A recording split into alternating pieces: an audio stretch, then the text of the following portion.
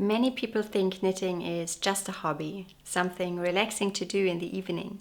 But over the past few years, many of you have written to me with stories that stayed with me. One person told me knitting helped her through the grief of losing both of her parents. Another said it gave her 94-year-old mother-in-law a sense of purpose again. And scientists are beginning to understand something surprising. Making things by hand may change what happens inside our brains. So in this video, I want to explore what happens in the brain when we create something, what researchers are discovering about the relation between crafting and brain health, and why simple activities like knitting can help us through some of life's most difficult moments. For most of human history, people made things every day. Clothes were made by hand, houses were built by hand, and tools were repaired instead of replaced. Our hands were constantly involved in shaping the world around us. But today something has changed. Many of us spend large portions of each day consuming instead of creating something. We scroll, we watch, we read, but we rarely create something tangible with our hands. So researchers have started asking an interesting question. If humans evolved as makers, what happens when we suddenly stop creating? When you knit, something remarkable happens inside the brain. Your hands are moving rhythmically, your eyes are following a pattern, your brain is planning the next step, and your fingers are feeling the texture of the yarn. Several brain systems are working together at once. An interesting article in National Geographic explains that activities like knitting combine movement, attention, planning, and sensory feedback. And that combination activates multiple brain regions simultaneously.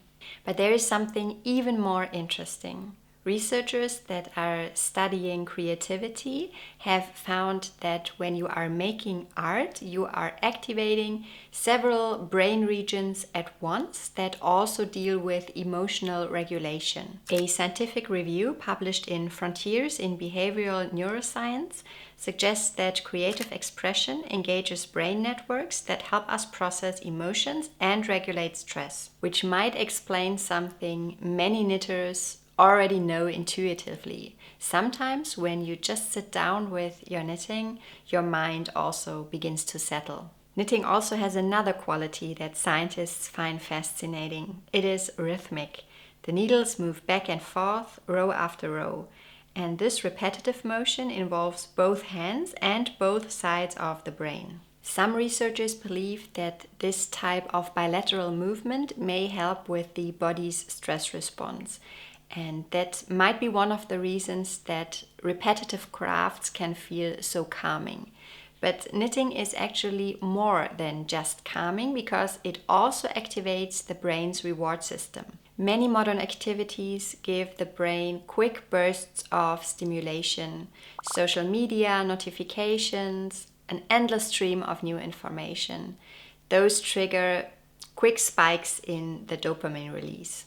But making things by hand works differently. Instead of resulting in those quick spikes, knitting offers something slower. Every row finished, every technique learned, every project completed. Each small step gives the brain a quiet signal of progress, and some researchers call this slow dopamine. It's like a small sense of satisfaction that builds over time. Neuroscientist Kelly Lambert from the University of Richmond in Virginia in the United States calls these effort-driven rewards, rewards that come from working towards a tangible result.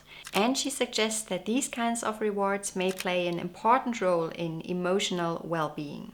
So far, we have looked at what happens inside our brains when we make things by hand, but there is another side to the story.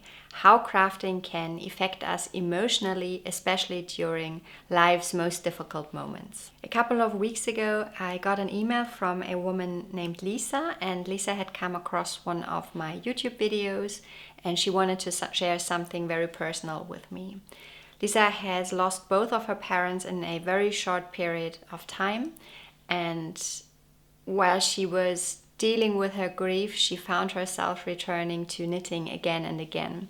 And during that time, she also felt the urge to reorganize her stash.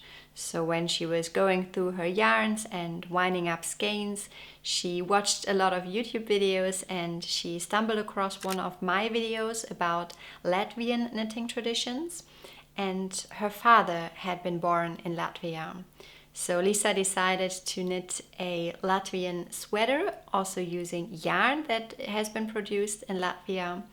And she shared that she felt so connected to her father and to her Latvian heritage through the act of creating the sweater.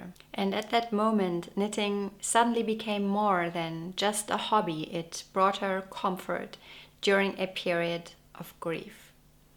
I think stories like this are deeply moving, and at the same time, they raise a very interesting question. Why does making things with our hands can help us process difficult emotions? And there is yet another reason crafting may support brain health, and that is learning. When we try a new technique or tackle a more complex pattern, the brain has to adapt. It forms new connections between neurons, and this process is called neuroplasticity. And neuroplasticity can help keep our brains flexible as we age. Researchers at the Mayo Clinic, based in Minnesota in the United States, have studied various factors that influence cognitive health later in life. In one large study, they found that older adults who regularly engaged in crafts, such as knitting or quilting, were less likely to develop mild cognitive impairment. And other research from the Mayo Clinic study of aging suggests that mentally stimulating activities, even when started later in life, may help protect the brain. In other words, it's never too late to learn something new. There is another story from my community that I wanted to share with you.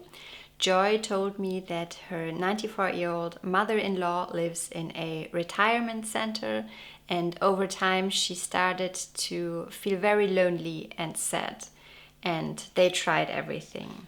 They gave her books, magazines, puzzles, and even an iPad, but nothing helped.